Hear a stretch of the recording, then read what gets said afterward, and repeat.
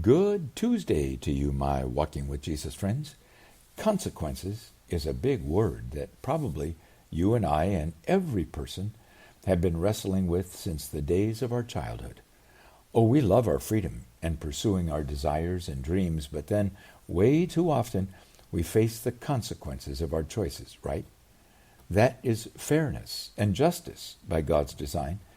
God could have created life without the ability to think, make choices, and pursue our own desires. But God didn't do that. To both angels and humans, God gave minds to think, reason, and make decisions. God gave us wills to desire, imagine possibilities, and make choices to pursue our desires. But God also put in motion responsibility and accountability and consequences. And therefore, both angels and humans stand accountable to God for the results of our choices. Last week, we looked at how God handled the choice for rebellion made by Lucifer and other angels as God expelled them from heaven and allowed them to establish the evil, dark kingdom in opposition to God. But God also put in place their ultimate judgment, and the consequences of their rebellion will be that their eternal destiny will be in the lake of fire forever, according to Revelation chapter 20.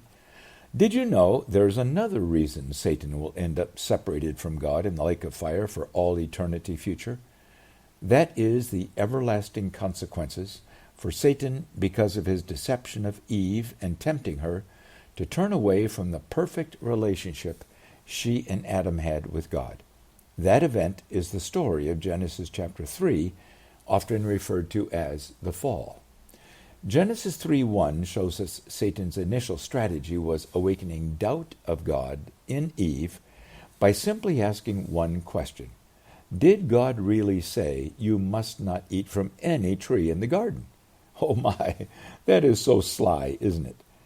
Genesis 2:16 very carefully states what God had actually said to Adam. You are free to eat from any tree in the garden, but you must not eat from the tree of the knowledge of good and evil, for when you eat of it, you will surely die. Now please notice these very important realities that are critical to understanding what happened in that Garden of Eden. First, God's very clear instruction was to Adam before Eve was even created. We assume Adam lived in obedience to God's instructions, and finally, when God created Eve, Adam was responsible to give Eve the full orientation about life in the Garden of Eden according to God's perfect design. Now, we have no record of what Adam actually told Eve, but we have no reason to believe Adam would have told Eve anything differently from what God instructed Adam. Remember, everything was perfect. Second, did you notice the serpent did not speak to Adam, but instead spoke his deception to Eve? Why? Only God knows. Eve's response to the serpent was, "We may eat from the trees in the garden, but God did say, 'You must not eat from the tree that is in the middle of the garden, or you will die.'" So, Eve clearly understood the restriction God had put in place, didn't she? Adam had evidently fulfilled his obligation to lead and instruct his wife Eve very well. Third, so with the first scheme of doubt and distortion of God's word having failed, the serpent tried a second scheme, which the dark kingdom often tries today, outright denial of God's truth, and offering what appears to be a very attractive alternative to God's truth. You will not certainly die, for the Lord knows that when you eat from it, your eyes will be opened, and you will be like God, knowing good and evil. Genesis 3, verse 4 and 5. Have you ever faced such enticing temptations which would lead you to turn away from God's truth or moral standards? And fourth, suddenly Eve's perspective on the garden and that forbidden tree changed.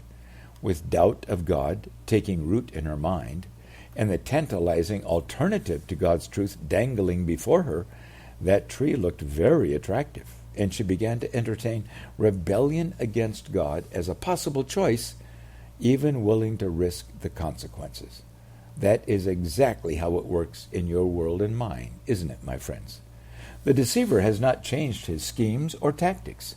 Sadly, generation after generation of humans have not learned that the consequences of believing the deceiver and turning away from God and his truth are disastrous.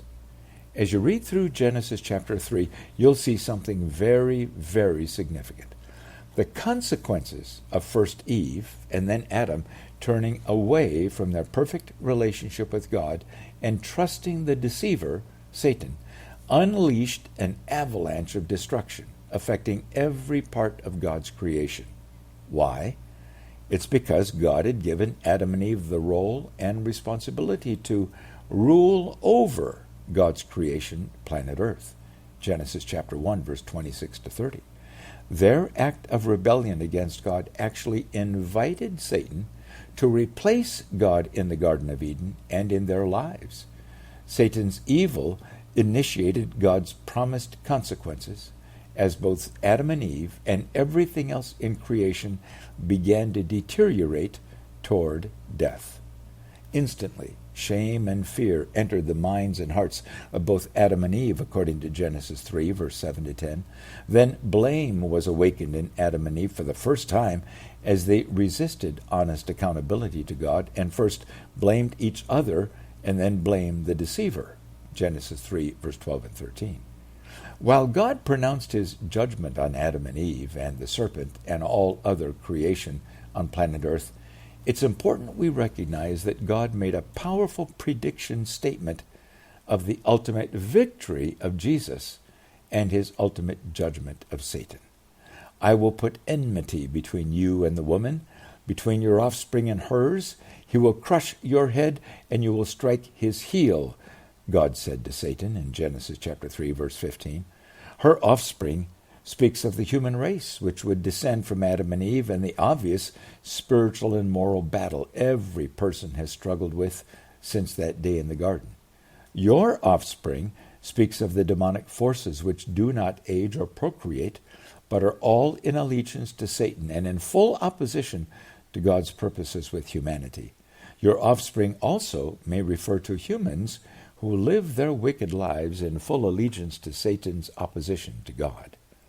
Jesus, God the Son, would one day come to earth and crush Satan's head by accomplishing his redemption mission through his sinless life, his atonement death, his victorious resurrection, and his ascension back to heaven, where he reigns sovereign and supreme over all creation, according to Colossians chapter 1.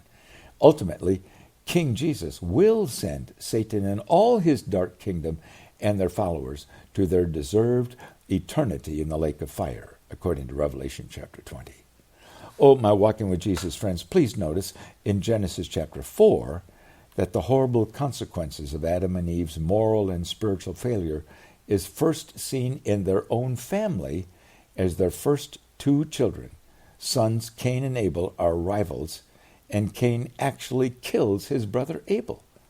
As you read through Genesis 4, it's simply amazing how rapidly the perfection of what God had designed and put in place for Adam and Eve and God's creation in the Garden of Eden unraveled to a desperate anarchy without any moral sense of right and wrong, as generations were born into the devastation of God's promised consequences and Satan's intrusion into and corruption of God's glorious design for our world.